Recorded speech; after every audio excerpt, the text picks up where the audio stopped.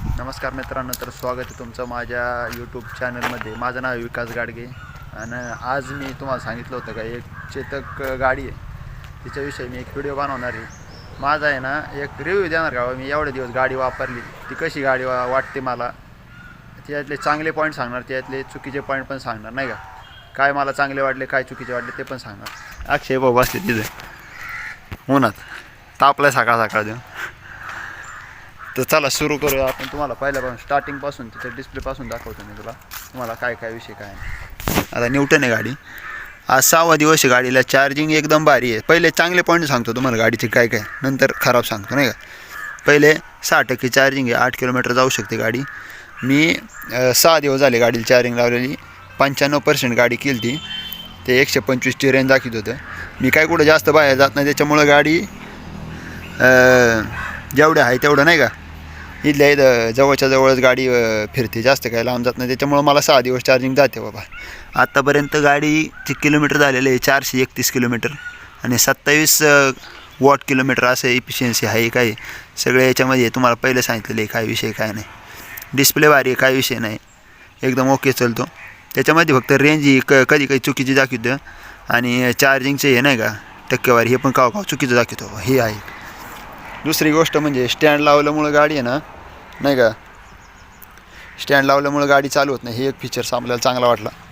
दुसरी गाडी म्हणजे दुसरा पॉईंट ऑफ व्ह्यू म्हणजे गाडीचा आहे, गाडी पळायला एक नंबर आहे, दिसायला एक नंबर आहे गाडी, नाही का.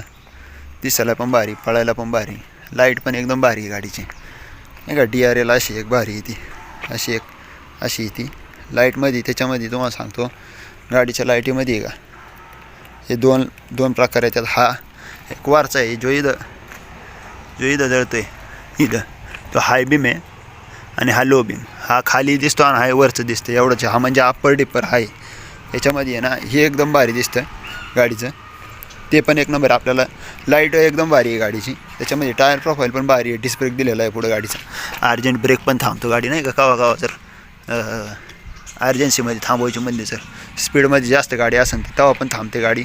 इंडिकेटर पण एकदम मस्त आहे गाडीचे, काहीच प्रॉब्लेम नाही आहे. संध्याकाळचं पण एकदम भारी दिसतं, सगळं भारी आहे गाडीचं. दुसरी गोष्ट म्हणजे चार्जिंग पण केलं पण चांगली चालते गाडी, नाही का. दिसायला पण एकदम भारी आहे. हे झाले चांगले पॉईंट. किलोमीटर कसं काय आहे, नाही का. आणि टॉप मॉडेलसारखं फीचर्स आहे गाडी. टॉप मॉडेल आहे म्हणल्यावर अशी की येते, फक्त अशी की येते नॉर्मल त्याच्यामध्ये. आणि ते इथून गाडी लॉक करू शकतो, परत चालू बंद करू शकतो आणि हँडल लॉक करू शकतो. म्हणजे एक हा फीचर पण भारी आहे आपल्या गाडीचा, नाही का. आता बघा आपण गाडी ही केलेली आहे, याच्यामुळं याच्यावरूनच सगळं मॅनेज करू शकतो आपण काय आहे काय नाही. ते हाय बीम लावल्याच्यानंतर इथं थोडा हे कमी होतो डिस्प्लेचा ब्राईटनेस, आणि बंद केल्याच्यानंतर चांगला दिसतं. हे असे फीचर्स आहे गाडीचे. आता याच्या गाडीमध्ये आपण कंपनीकडून काय काय घेतलं होतं, तर हे नाही का लेडीजचं इथं स्टँड एक घेतलं होतं आणि डबल स्टँड एक घेतलं होतं. असे 2 पॉईंट घेतले होते आपण कंपनीकडून. जे कडनी जे स्टील केस येते ते नाही घेतलेले आपण. गाडीला ते आवडत नाही आपल्याला द्यावं, कारण ते कंपनीचा फीचर्स नाही आहे, ते शोरूमवाली देता येते आपल्याला. नाही, गाडीमध्ये स्टॉकमध्ये गाडी हाय अशी ती ॲक्च्युअलमध्ये, आणि घेतल्यानंतर आपण त्याच्यामध्ये फक्त डबल स्टँड आणि लेडीज स्टँड हे असे 2च प्रकार घेतलेले आहेत गाडीमध्ये. दुसऱ्यामध्ये बूट स्पेस पण भरपूर भेटतो गाडीमध्ये, नाही का. इथं बूट स्पेस पण भरपूर आहे बऱ्यापैकी. काय सामान ते घरातलं सामान आहे जरा ते आणलं होतं याच्यामध्ये ठेवलेले, हे पण तर बऱ्यापैकी भेटतं. हे पण डिक्की खोलल्याच्यानंतर पण एक टुक टुक टुकचा आवाज येतो, नाही का, याच्यासाठी का उघडी आहे डिक्की म्हणून. ते पण भारी आहे गाडीचं. दुसरी गोष्ट इथं पण आहे, इथं चार्जिंग सॉकेट पण आहे, चार्जिंग टाईप सीचं चार्जर आहे, ते चार्जिंग करू शकतो. इथं आहे कापड विपड ठेवण्यासाठी जागा आहे गाडीला. हे अशी गाडी आहे बाबा बऱ्यापैकी. याच्यातले जे आवडते ते फीचर सांगितले. आता जे मला आवडत नाही फीचर्स, नाही गाडी फीचर्स म्हणा, प्रॉब्लेम म्हणा, जे आवडत नाही ते तुम्हाला सांगतो मी गाडीमधले. पहिला प्रॉब्लेम, गाडीचं जिथं आपण पाय ठेवतो तिथला पॉईंट दुसऱ्या दिवशी हे निघून गेलं होतं. तिथे गेलं आपण, तुम्हाला मागचा व्हिडिओ बघितला असेल त्याच्या, म्हणजे जे व्ह्यूअर्स आहे रेग्युलर त्यांनी जर हा व्हिडिओ बघितला असेल मागचा, तर तिथं मी म्हणलेलं आहे बाबा हे पाय ठेवायची जागा आहे तरी ते निघून गेलेलं आहे. म्हणजे बिल्ड क्वालिटी याच्यावर समजून घ्या. इथं स्टील केस येते, इकडं पण स्टील आहे जरा, म्हणजे स्टीलचं येतं सगळं. दुसरी गोष्ट झाली फिट अँड फिनिशिंगची.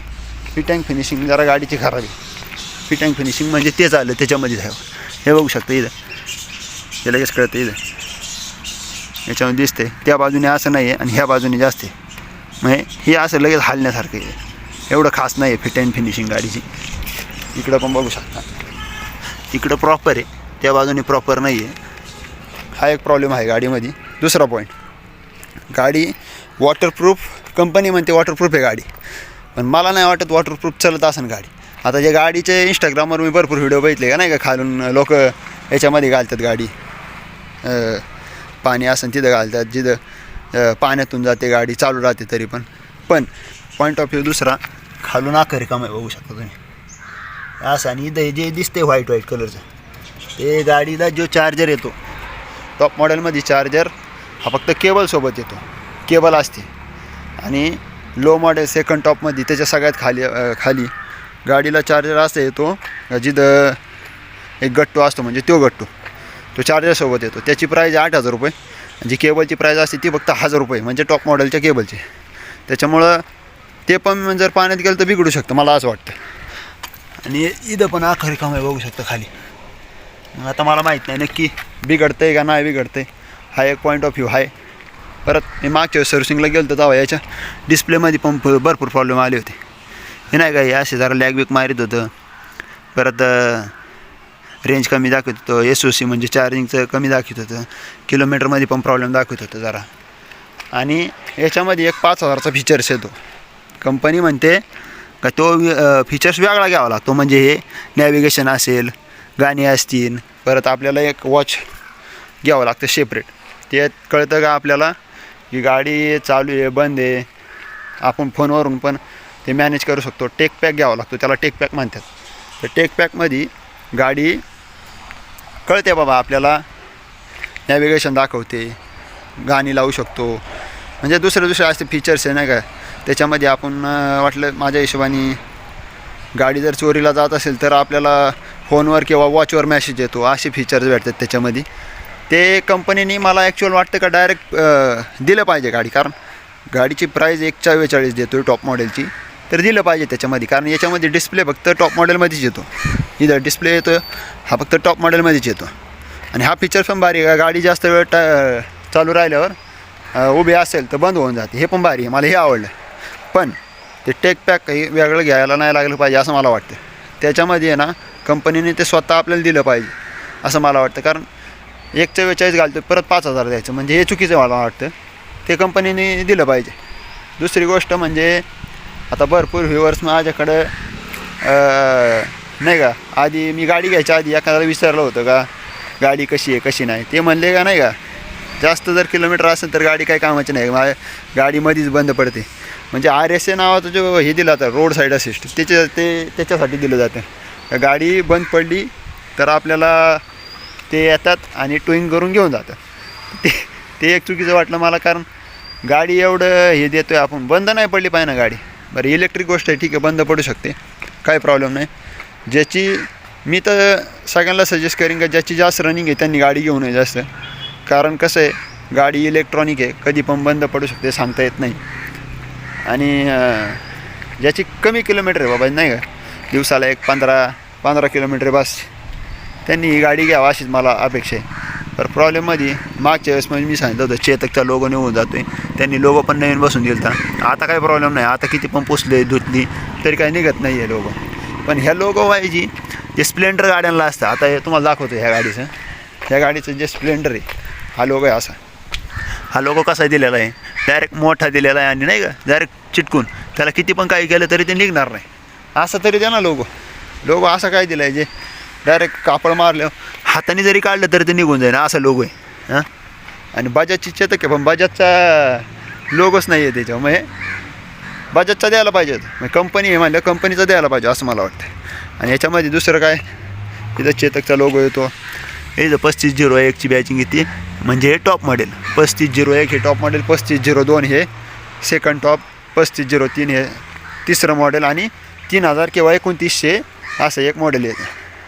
असे एक 4 मॉडेल येते याच्यामध्ये, असं एक आहे याच्यामध्ये. अजून प्रॉब्लेम सांगायचं म्हणले तर गाडीचे एक पाण्याचा झाला, ते एक निघून गेलं होतं, स्क्रीनचा प्रॉब्लेम आहे, अजून काय प्रॉब्लेम नाही आहे. तर अशी ही गाडी आहे बघा. तुम्हाला जे मला पॉईंट ऑफ व्ह्यू वाटले बाबा, जे गाडीमध्ये प्रॉब्लेम आहे ते मी तुम्हाला सांगितलेले. तुम्हाला हा व्हिडिओ आवडला असेल तर व्हिडिओला लाईक करा, शेअर करा, कमेंट करा आणि सबस्क्राईब करायला विसरू नका. आणि त्याच्यामध्ये पण अजून जर कोणाला नाही घ्यायची असेल तर विचार करून घ्या, नाही का, गाडी कुठं पण प्रॉब्लेम देऊ शकते.